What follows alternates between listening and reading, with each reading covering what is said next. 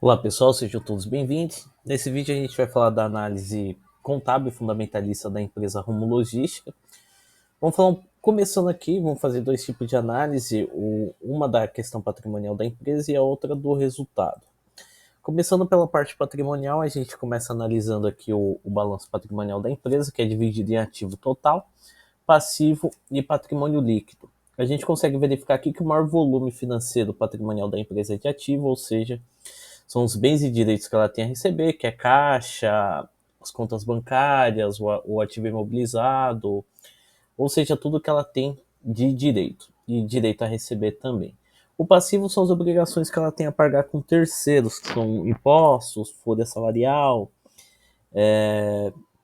fornecedores. Então, olhando para o aspecto aqui, visando fluxo de caixa, a empresa está com um cenário positivo de patrimonial, maior volume financeiro de ativo, e o menor volume é de passivo. Outra questão importante também a ser analisada é o patrimônio líquido. O patrimônio líquido é o volume financeiro do capital que é investido pelos sócios e acionistas. E quando a empresa tem a sua lucratividade, é onde é alocada uma parte do lucro para visando reinvestimento aí para a empresa, visando o crescimento. E ela está numa tendência de alta também, ou seja, a empresa, a gente vai verificar também na questão do resultado, ela vem no constante crescimento da lucratividade. Analisando separadamente aqui, a gente tem um ativo circulante, que são os bens e direitos que a empresa tem a receber no curto prazo, ou seja, aí em aspecto contábil, curto prazo representa os próximos 12 meses, e o maior volume financeiro que a empresa tem no ativo circulante é caixas equivalentes. Em segundo, tem o contas a receber, que são as vendas a prazo. Praticamente aí, comparando o que a empresa tem de caixa, o que ela tem de contas a receber praticamente é obsoleto. E praticamente o maior 98% das vendas da empresa é gerado através de caixa. O que pode também explicar esse aumento de caixa também é a questão dos empréstimos e financiamentos, que a gente vai verificar daqui a pouco, que tem um volume alto de empréstimos que a empresa capta aí, porque é um mercado que visa muito investimento, infraestrutura, então é importante a empresa ter um caixa alto para poder estar sempre investindo e não ficar no mercado obsoleto. Bom, a gente vai analisar aqui a questão do passivo da empresa, que separadamente aqui a gente tem o passivo circulante e o passivo não circulante.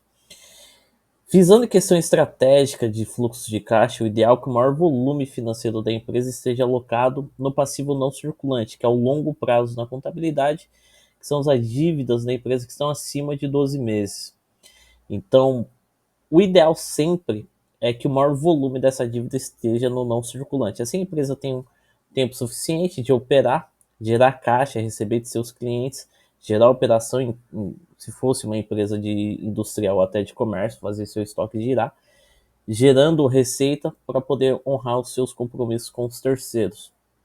Aqui, analisando o gráfico da empresa, o maior volume está alocado a longo prazo. Para o aspecto de fluxo de caixa, isso é muito importante. Ela tem um alto endividamento, mas a estratégia desse endividamento é positiva porque tá alocado a longo prazo, assim a empresa tem tempo suficiente, fora que a empresa tem um caixa muito alto também, então olhando aqui através dos demonstrativos financeiros, a empresa não tem que se preocupar em relação às dívidas.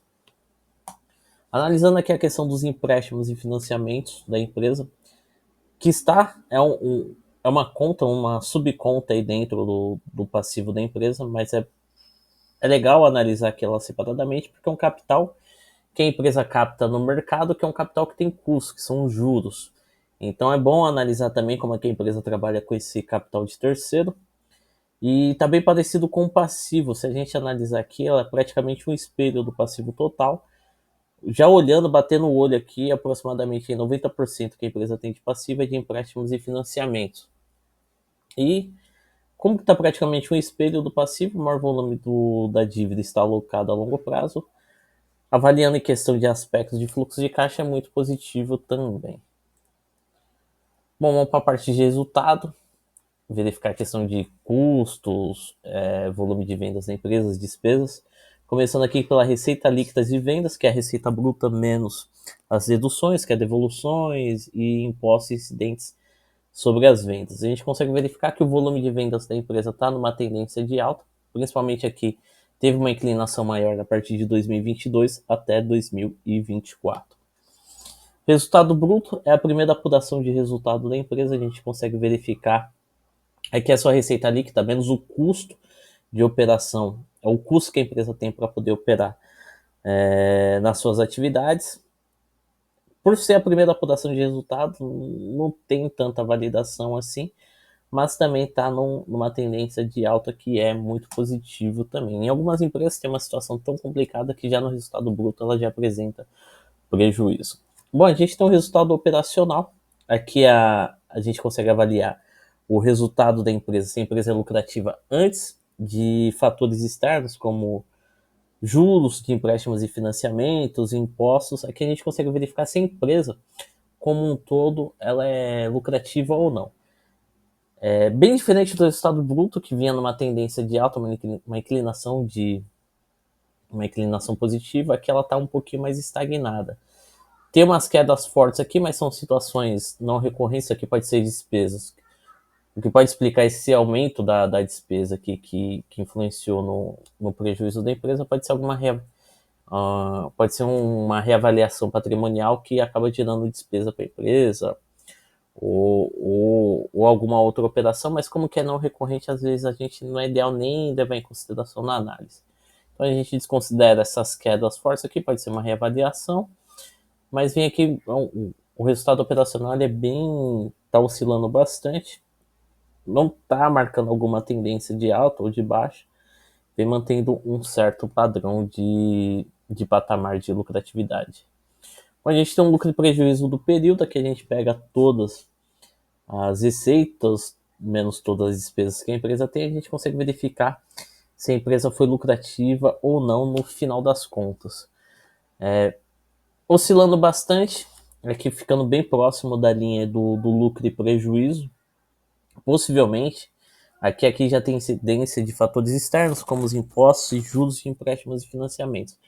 Possivelmente, o que explica essa baixa aí considerável em relação comparado com o lucro operacional os juros de empréstimos e financiamentos, pois a empresa tem um alto volume de captação de empréstimos e financiamentos que acabam impactando aí nas despesas da empresa. E, consequentemente, no resultado, que a empresa aí, ela não consegue manter um padrão de patamar positivo e não consegue sair do patamar. Tem período que ela passa por patamar negativo, de prejuízo, e tem período que ela passa por patamar positivo. Aqui a gente tem o volume o valor das ações da empresa nos últimos 5 anos. Aqui eu tirei esse print aqui do Google no dia 27 de dezembro. A cotação da empresa de cada ação está do valor 17,85. E também está bem parecido, se a gente pegar o gráfico aqui, ele está bem parecido com o lucro e prejuízo do período. Em questão operacional, patrimonial da empresa é muito positiva, mas questão de resultado aqui ela está deixando a desejar. Então a empresa precisa verificar essa questão das despesas de empréstimos e financiamentos, que está impactando aqui e acaba impactando também nas suas ações na Bolsa de Valores, que vem numa tendência de baixa, vermelho, comparado aqui que ocorreu mais ou menos de 2020 até 2024. Ela vem numa queda e vem oscilando bastante, não vem mantendo um padrão de alta. Apresenta bons números patrimoniais, mas questão de resultado, principalmente a partir aqui do resultado operacional, não está sendo muito positivo. Olá pessoal, sejam todos bem-vindos. Nesse vídeo a gente vai falar da análise da Ampla Energia, que é uma distribuidora de energia e também conhecida como empresa Enel. Bom, a gente vai avaliar aqui os dois principais demonstrativos financeiros, que é o balanço patrimonial e o demonstrativo do resultado do exercício. Começando aqui com a parte patrimonial, com o balanço patrimonial, a gente consegue verificar aqui que historicamente vem numa tendência de alta, ou seja, o volume patrimonial da empresa vem crescendo. O maior volume financeiro da empresa é o ativo, ou seja, ela tem mais bens e direitos a receber, que é contas bancárias, caixa, clientes a receber, ativo fixo, que são os imóveis da empresa. Então, ela tem mais bens e direitos a receber e patrimônio voltado para ativo fixo, volume financeiro maior do que ela tem de passivo, que são as obrigações que ela tem a pagar com terceiros, que são empréstimos, financiamentos, fornecedores, folha salarial, etc. Então, a parte positiva é fazendo uma avaliação superficial patrimonial da empresa, que vem numa tendência de alta, o volume vem crescendo e o maior volume financeiro desse patrimônio é o ativo total da empresa, ou seja, a empresa tem mais ativos do que passivos. O patrimônio líquido da empresa também vem numa tendência de alta, está no patamar positivo. Essas altas aqui, esses patamares de altas, teve investimento, um aumento no capital social da empresa. Se a gente olhar aqui a planilha, a gente consegue verificar que essa linha aqui, o capital social. Lembrando que eu vou deixar essa planilha para download aqui na descrição do vídeo, tá? Ó, tava aqui no patamar de 998, já veio aqui para 1 bilhão, 2 bilhões,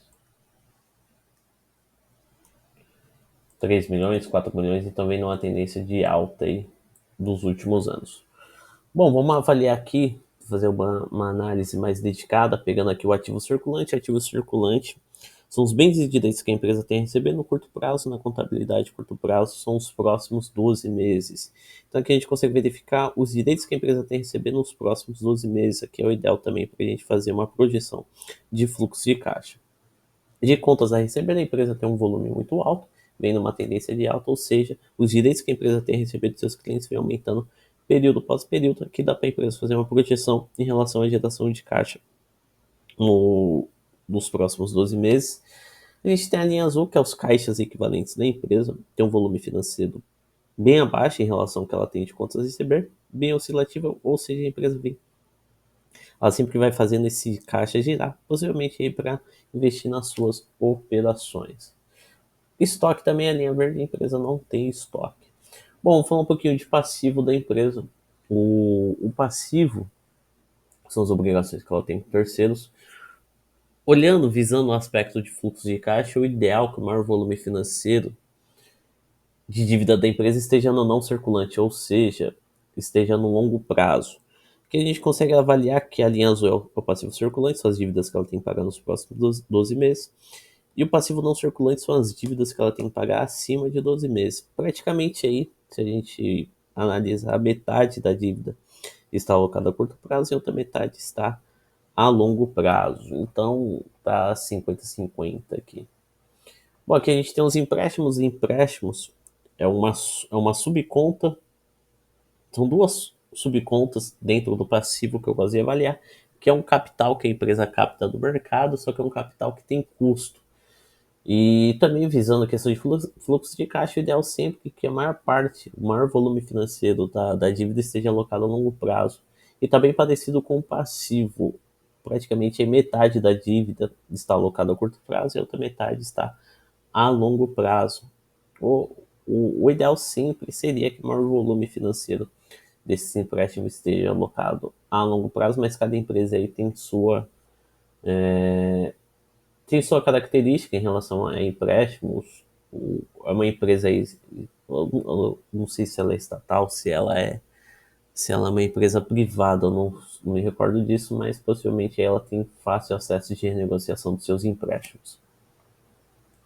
Bom, vamos falar um pouquinho de resultado, falando um pouquinho que o volume de vendas da empresa, que a gente vai falar um pouquinho de vendas e custos e despesas da empresa, a gente consegue verificar que está numa tendência de alta no volume de vendas. A gente tem o resultado bruto, que é a primeira apuração de resultado da empresa, que a gente pega o volume de vendas, a receita líquida, menos o custo que ela tem para poder distribuir energia, está no patamar positivo. Tem alguns picos aqui de aumento, mas ela não se mantém, não se sustenta, e vem sempre mantendo esse patamar daqui próximos dos 300 milhões, 100 milhões, aqui entre 100 milhões e 300 milhões, e apresenta alguns picos, chegou a próximo de 700 milhões, mas foi uma situação não recorrente aqui, não se manteve na média. Bom, a gente tem o resultado operacional, a gente consegue verificar aqui o nível de lucratividade da empresa antes de agentes externos, como impostos e despesas financeiras, como juros de empréstimos e financiamentos. A gente consegue avaliar aqui se a empresa em si, sem aspectos externos, se ela é lucrativa ou não. Teve alguns períodos que pegou aqui um prejuízo pequeno, mas voltou aqui para o patamar entre 200 milhões e 100 milhões, aqui 50 milhões, vem mantendo nessa média. Tem algumas oscilações que não se sustentam, mas vem se mantendo nessa média aqui de lucratividade, alguns períodos de prejuízo, que tem que verificar, analisar com mais afinco o que resultou aqui nesse prejuízo, até nessa lucratividade aqui. Aqui pode ser explicado como uma reavaliação de patrimônio que acaba gerando gerando gerando uma avaliação positiva dos seus ativos, ou no caso do prejuízo aqui, uma avaliação negativa dos seus ativos. Bem, aqui a gente tem um lucro e prejuízo do período, aqui a gente pega todas as receitas menos todas as despesas, já contando com juros e empréstimos e financiamentos, e os impostos. Verifica se a empresa é lucrativa ou não como um todo, já incluindo os agentes externos. Também está parecido aqui com o resultado operacional. Entrando mais num patamar mais fundo aqui de prejuízo, abaixou aqui a margem de 200 a 50 milhões, ficando aqui no patamar entre 100 milhões e o patamar negativo de prejuízo, chegando próximo aqui de um patamar de 100 milhões negativo de prejuízo. Bom, aqui a gente tem o índice histórico do preço das ações, vem numa tendência de baixa fortíssima, já chegou a bater R$ 32, já chegou a bater próximo de R$ 40, hoje está valendo R$ 10. Então o mercado não está vendo com bons olhos o papel das ações da Ampla Energia. Bom, pessoal, termino a análise aqui, espero que vocês tenham gostado. Quem puder estar se inscrevendo no canal também já contribui demais para a continuidade.